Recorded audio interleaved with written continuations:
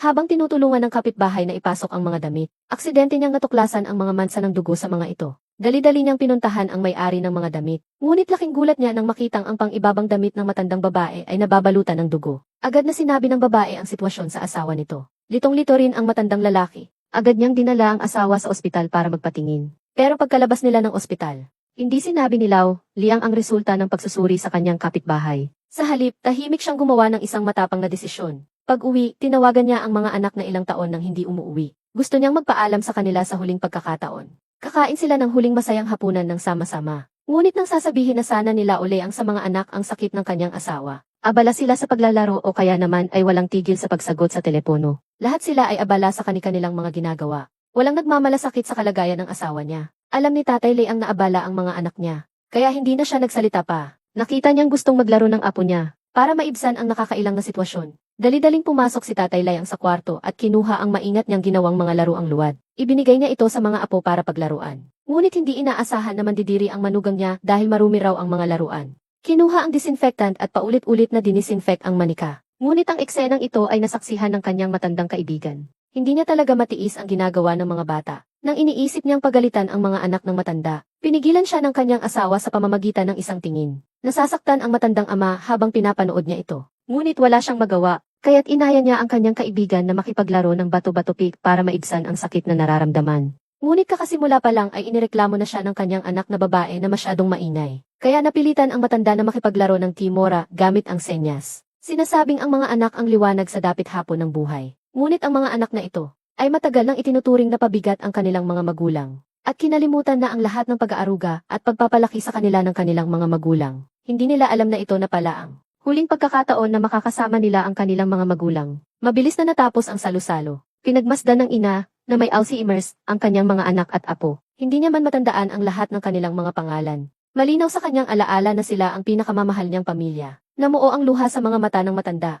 Sana'y dalawin siya ng kanyang mga anak ng madalas. Ngunit sa kabila ng kanyang karamdaman, hindi niya magawang magsalita upang sila'y pigilan. Bahagya lang siyang kinausap ng kanyang mga anak bago sila umalis. Naiwan ang matandang mag-asawa habang pinapanood ang pag-alis ng kanilang mga anak. Hindi sila lumingon o naawa man lang sa kanilang mga magulang. Tanging ang kanilang masayang tawanan habang papaalis ang naririnig. Kinagabihan, maingat na hinugasan ng tatay ang mga pinggan. Iniligpit niya ang mga damit na isinampay. Huling beses na niyang inayos ang bahay. Sa ilalim ng liwanag, ang kanyang asawa ay hindi nag-iingay at hindi mapakali, kakaibang tahimik. Hindi maintindihan ni Tatay Liang kung bakit ang buhay nila ng kanyang asawa. Napakahirap nito. Nakikita niya ang kanyang asawang nakasama niya ng ilang dekada. Una ay nagkaroon ng Alzheimer's disease. Ngayon naman ay may stage 4 na cancer sa tiyan. Ang mga anak nila ay abala sa kanilang mga trabaho. At hindi man lang sila dinadalaw kahit isang beses sa isang taon. Si Tatay Liang ay namumulot na lang ng basura para may pandagdag sa gastusin sa bahay. At kailangan pa niyang alagaan ang kanyang may sakit na asawa. Bukod sa mga regular na gastusin sa buhay, ni Singkong Duling ayaw niyang gastusin.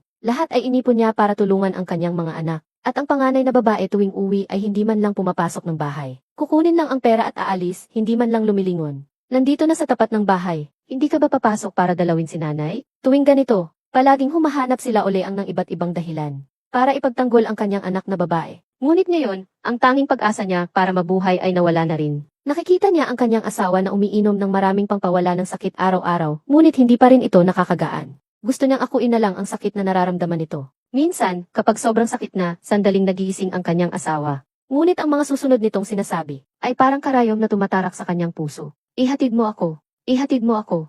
Ang taong makakasama ko habang buhay ay nagsabi ng ganito. Ayaw ng matanda na magdusa ng ganito sa pag-ibig na ito. Para hindi na mahirapan ang kanyang asawa sa sakit. Pinili niyang sumama sa kanyang asawa. Ngunit gaano kalaking lakas ng loob ang kailangan para sa desisyong ito? Siguro para sa kanya, hindi ko kailangan ng lakas ng loob para lisanin ang mundong ito, kasama ang aking minamahal. Mas nakakatakot mabuhay mag-isa sa mundong wala ang aking asawa, kaysa sa kamatayan. Ang makasama ang minamahal hanggang sa pagtanda. Ito ang pinakamasayang bagay sa buhay. Pagkatapos, kinuha niya ang kanyang inihandang pampatulog. Dinurog ito at hinalo sa tubig. Dati, kahit anong gamot ay tinatanggihan ng kanyang asawa. Ngunit ngayon, tahimik niya itong ininom. At marahang hinahaplos ang kanyang asawa. Tila alam din niya ang mangyayari.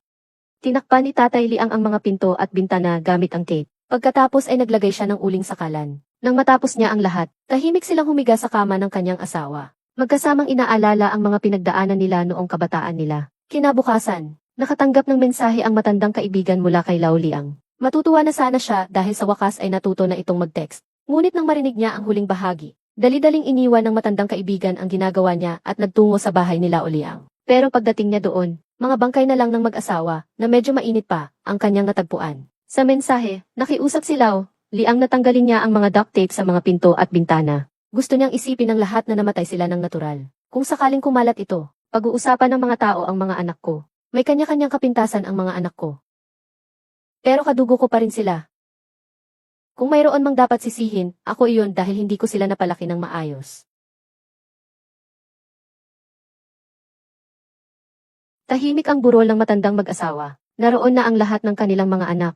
Ngunit wala ni isa sa kanila ang umiiyak ng grabe. Para sa kanila, ang pagpanaw ng mga magulang nila ay isang masayang pagluluksa. Walang sakit at hindi rin sila nag-abala. Panahon na lang talaga nila. Sa tingin ko, ang pagpanaw ng matanda ng walang sakit at paghihirap na nabuhay ng mapayapa, at pumanaw ng payapa ay tinatawag na masayang pagluluksa. Kalokohan! Hindi ka ba natatakot na tamaan ka ng kidlat sa mga sinasabi mo? Lubos na nagalit ang matandang kaibigan dahil sa sinabi ng anak. Naawa siya kina tatay at nanay Liang. Nandidiri rin siya sa ugali ng mga anak nila. Ano ba ang masayang pagluluksa?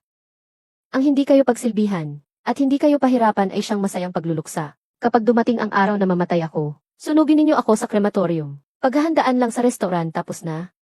Tio Chang, handaan ito para sa mga magulang ko. May gana pa kayong tawaging handaan yan. Ang nanay at tatay mo, hindi nakatikim ng ganito kasarap na pagkain sa buong buhay nila. Iniisip mo na aksidente lang iyon? Iniligtas lang kayo ng nanay at tatay ninyo sa kahihiyan, anak. Gusto kitang sampalin, guardia. May gulo rito. Umalis na po kayo agad, Ginoo. Umalis na po kayo. Bitawan ninyo ako, mga putang ina ninyo. Didisiplinahin niya ang mga anak niyang walang utang na loob.